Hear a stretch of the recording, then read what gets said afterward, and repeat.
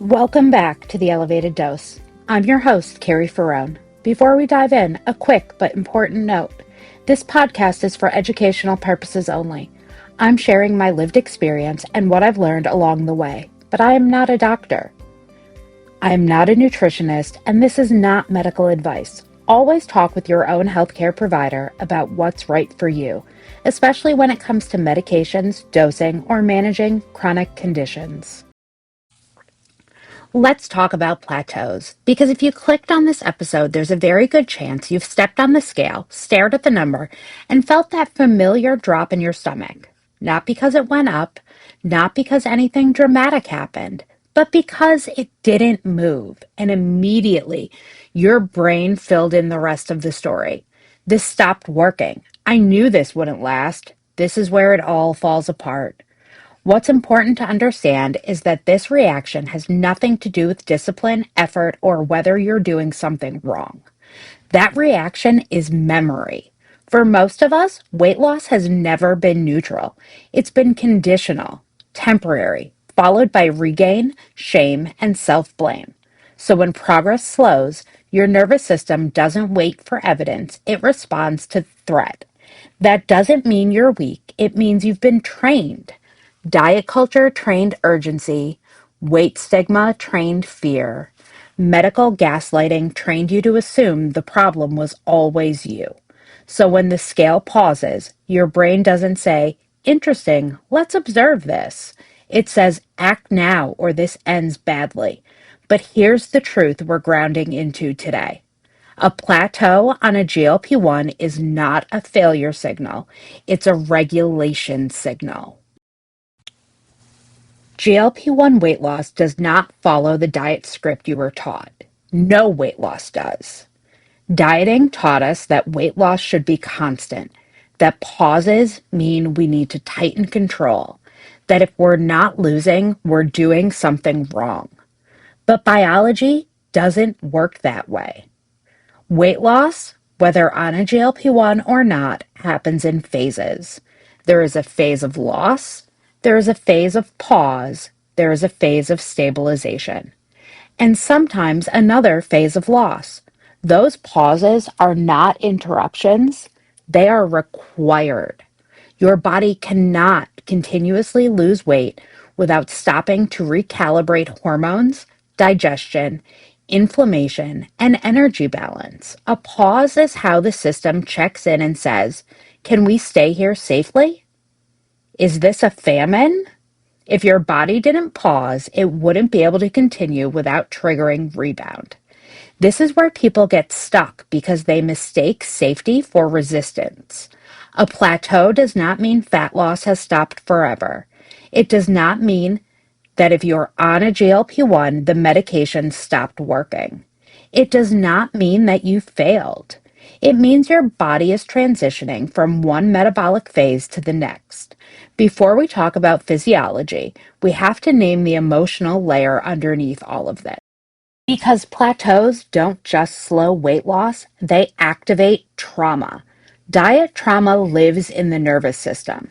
It lives in urgency.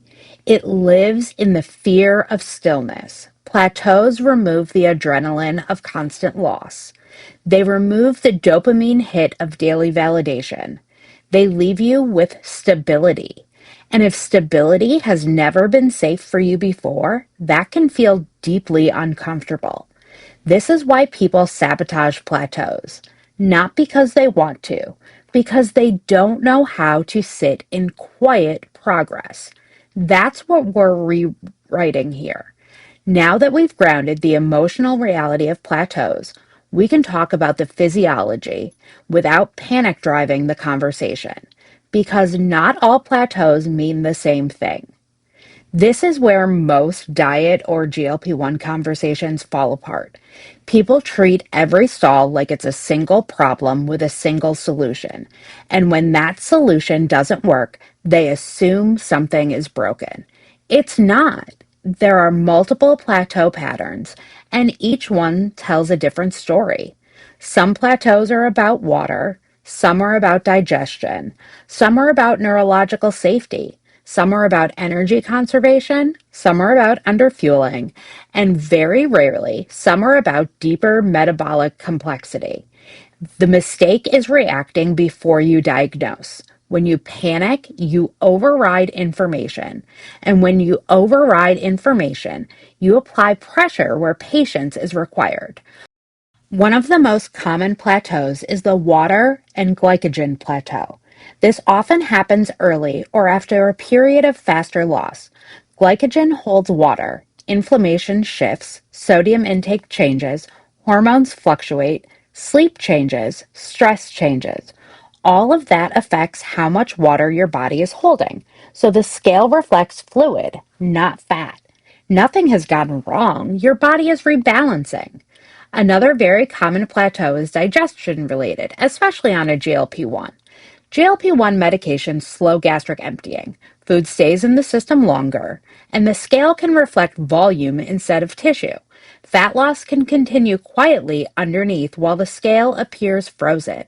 This is not failure, it's timing. Set point plateaus are the most misunderstood and the most feared. This is where weight has dropped enough that the brain pauses loss to confirm safety. It's checking energy availability, stress levels, hormonal stability. This plateau lasts weeks, not days, and it does not respond to restriction. Let's slow down here because set point theory is where most people either finally understand their body or continue blaming themselves. Your body has a weight range it is biologically wired to defend. Not a single number, but a range. That range is regulated primarily by the brain, specifically the hypothalamus, not by willpower, discipline, or motivation. This matters because for most of your life, weight loss felt like a fight, and it felt like a fight because it was. When weight drops below your defended range, the brain interprets that as a threat, not emotionally, but biologically. Hunger hormones increase, satiety hormones decrease, metabolism adapts, energy expenditure drops, food thoughts get louder, fatigue increases. Not because your body is broken, but because it's doing its job. This is why traditional dieting almost always fails long term. You lose weight, the brain panics, and biology eventually wins. Your body doesn't know the difference between a diet and a famine. Now, here's the part that changes everything. GLP-1 medications don't just suppress appetite, they change the conversation between the gut and the brain. GLP-1 is a signaling hormone. It tells the brain that food is coming, energy is available, and the environment is safe. When that signal is consistent over time, the brain starts to relax its defense of the old set point. But, and this is critical, the brain does not abandon a defended weight range all at once. It does it in steps. This is where plateaus come in. A set point plateau is not your body refusing to lose more weight. It is your brain testing a new normal. It's saying, okay, we're lighter, but are we safe here? Is food still available? Are stress levels manageable? Is this sustainable? During this phase, weight loss often pauses, not because fat loss is impossible, but because the brain is prioritizing stability over change. This is why set point plateaus last weeks, not days, and this is why restriction does not move them. If you respond to a set point plateau by eating less, overexercising, or panicking, you send the opposite signal of what the brain needs. You confirm danger, and the brain tightens its grip. But when you respond with consistency, regular meals, predictable calorie intake, manageable movement, adequate rest, the brain gets a different message. That message is, this is safe and sustainable. We don't need to defend the old weight anymore. That's when the defended range shifts downwards. Not dramatically, not overnight, but permanently. This is the difference between weight loss that rebounds and weight loss that holds.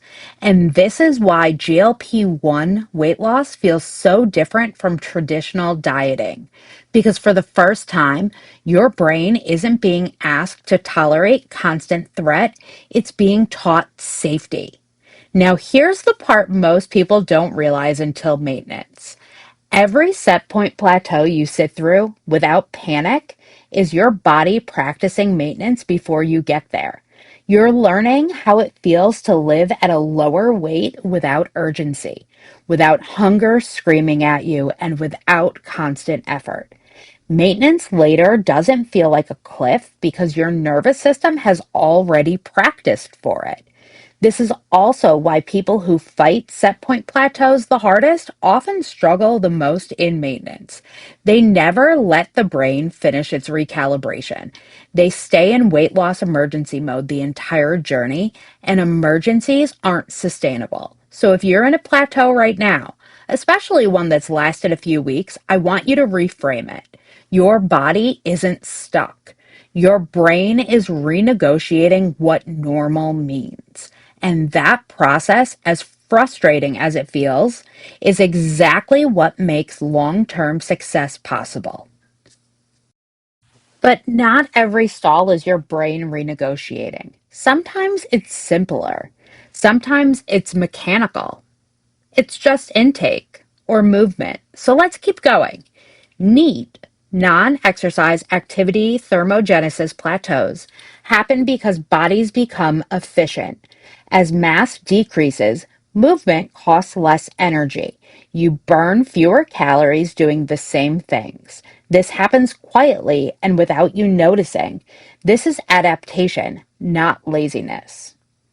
Underfueling plateaus occur when appetite suppression overshoots. Intake drops too low for too long, cortisol rises, digestion slows, energy output decreases. This scale holds not because weight loss is impossible, but because safety is compromised. More restriction doesn't fix this, stability does. Now, there's one more type of plateau. And this one is more complicated. True metabolic plateaus are rare. They last months, not weeks, and they usually come with systemic signals. And this is where the internet gets loud, dramatic, and often wrong. So let's slow down and get precise. A true metabolic plateau is not the same thing as a pause. It's not digestion slowing down. It's not water retention. It's not a 2 week stall after fast loss. And it's definitely not my body is broken. Most of what people call metabolic plateaus are actually adaptive plateaus, the body regulating fluid, digestion, stress, movement, or intake. Those resolve with consistency and time. A true metabolic plateau is when fat loss stays resistant for several months, even with stable treatment and consistent routines. And it often comes with clues that the whole system needs support, not pressure. For some people, that might look like persistent fatigue that doesn't improve with rest. It might look like temperature sensitivity, cycle disruption, worsening insulin resistant markers, or stalled body composition, even when habits are steady. This isn't about willpower. This is about physiology. Metabolic plateaus usually come from long term stress on the system, not one imperfect week. Years of weight cycling, chronic underfueling, untreated insulin resistance, PCOS and endocrine dysfunction, chronic inflammation, autoimmune load, sleep deprivation, psychological stress that never lets up. And here's the warning I need you to hear because this is where people hurt themselves. If someone is in a true metabolic plateau, restriction makes it worse. Cutting food harder increases stress hormones. Over-exercising increases inflammation. Panic confirms threat signaling. And threat is not a state where bodies release stored energy. Metabolic plateaus don't resolve through force, they resolve through support. That might mean stabilizing intake for a longer season, reducing stress load, protecting sleep like it's your job, supporting inflammation and insulin sensitivity, and sometimes, and I know that this is hard for people to accept, temporarily pausing active weight loss goals so the system can regulate. This isn't giving up, this is strategic. GLP-1s are powerful, but they are not overrides. They can stabilize appetite and improve insulin signaling, but they don't erase chronic stress physiology overnight. In a metabolic plateau, GLP-1s often act like stabilizers more than accelerators, preventing regain while the body recalibrates. And that role is just as important. So, what I want you to walk away with here is a metabolic plateau does not mean your body is broken. It means your body has reached a point where healing matters more than losing. If you ignore that message, maintenance later becomes fragile. If you listen to it, maintenance becomes resilient because bodies that feel supported hold weight more easily than bodies that feel threatened. Most people listening to this are not in a true metabolic plateau. But for the small percentage who are, the answer is not panic and it is not shame. It is curiosity, it is support, it is patience, and most importantly, it is permission to stop treating your body like a problem to solve. Once you understand which plateau you're in, the response becomes obvious. What extends plateaus is fear-based behavior, restriction, overexercising, dose chasing, scale obsession. These actions all signal danger to our bodies, and danger tells our bodies to hold on. What resolves plateaus is stability, consistent nourishment, digestive support, gentle movement, sleep, time, not hacks, not punishment. This is where plateaus quietly prepare you for maintenance. You don't wake up one day at goal weight magically knowing how to maintain. Your body learns how to hold weight during plateaus. It practices stability, regulation, and fluctuation without emergency. Maintenance later feels possible because your body has already been here. Plateaus are not delays, they are rehearsals for maintenance. This is why people who fight plateaus the hardest often struggle most with maintenance. They never let their body learn steadiness. The goal of GLP-1 care is not constant loss, it's sustainable stability. And plateaus are how your body learns to trust itself again. Now, a quick pause here because this part really matters. One of the biggest stressors during plateaus isn't the pause itself, it's instability around care.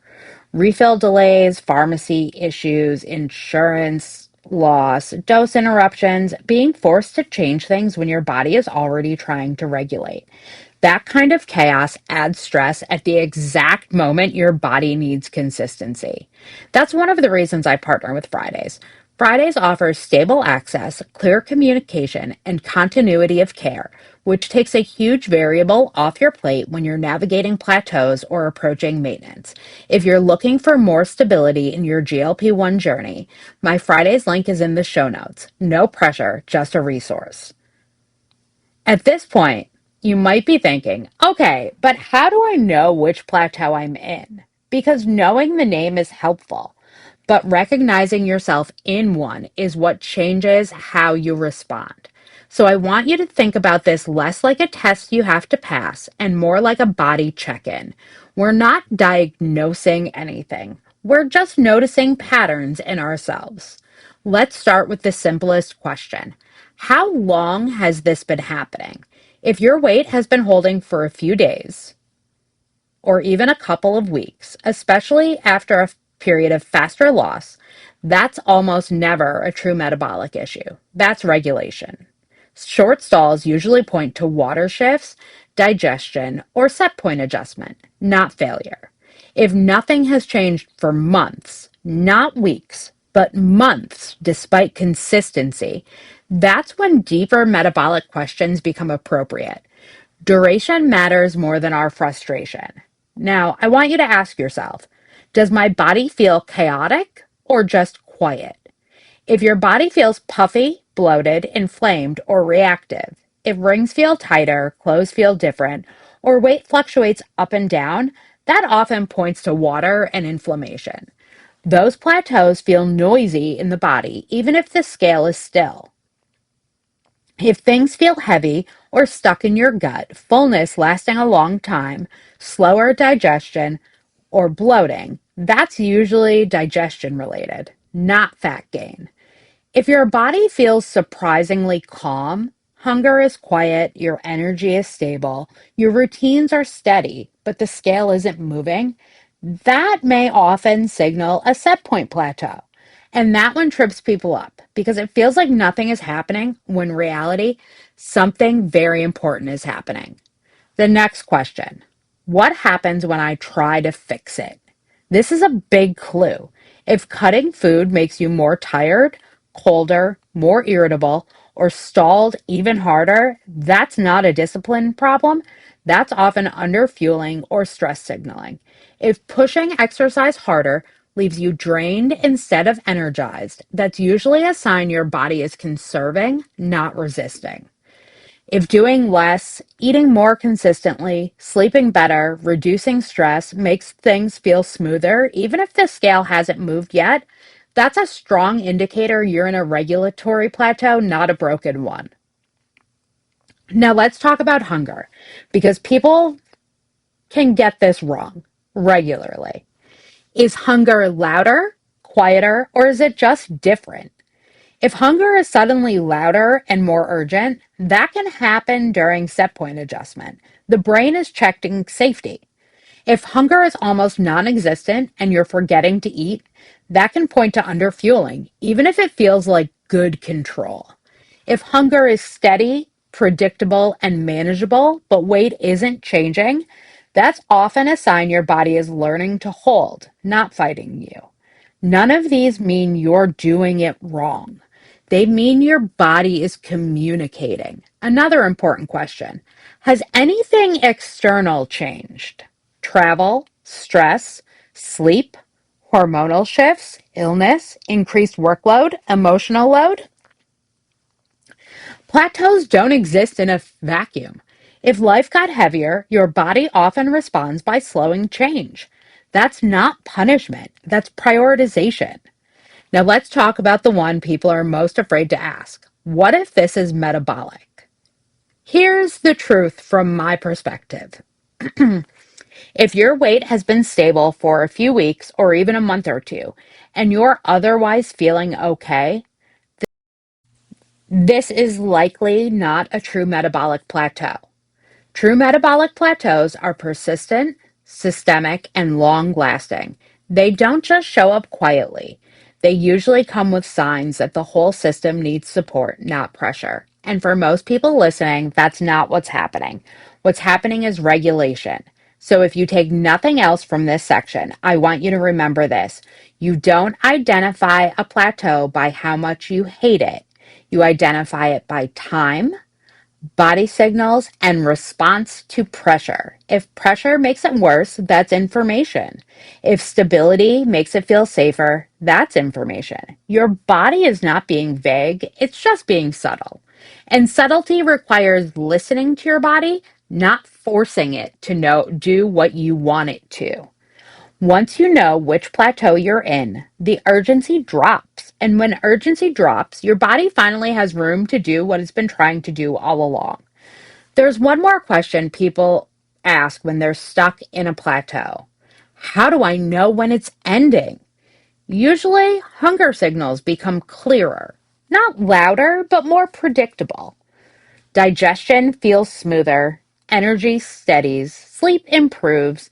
You might notice you're moving a little more without forcing it, and then sometimes suddenly the scale shifts. Not because you did something heroic, but because your body finished what it was doing. You don't break plateaus, you outlast them. And you outlast them by not turning them into emergencies. A plateau is not a verdict. It's not proof your body gave up on you. It's proof your body is doing something more complex than just losing weight. It's regulating, it's stabilizing, it's learning. And that learning is what protects you from rebound later. If your weight hasn't moved this week, this month, or even longer than that, zoom out. Ask what your body might be adjusting. Ask which kind of plateau you're in. Then give your body the one thing they all need: stability. If this episode helped you feel calmer, more informed, or less alone, I'd love for you to share it with someone who's spiraling through a plateau right now. You can also follow the podcast, leave a review, and subscribe. It's how more people find shame-free, grounded GLP-1 conversations like this one. All resources and links mentioned today, including Friday's, are in the show notes. Your body isn't stalled, it's learning. I'll see you next week on The Elevated Dose.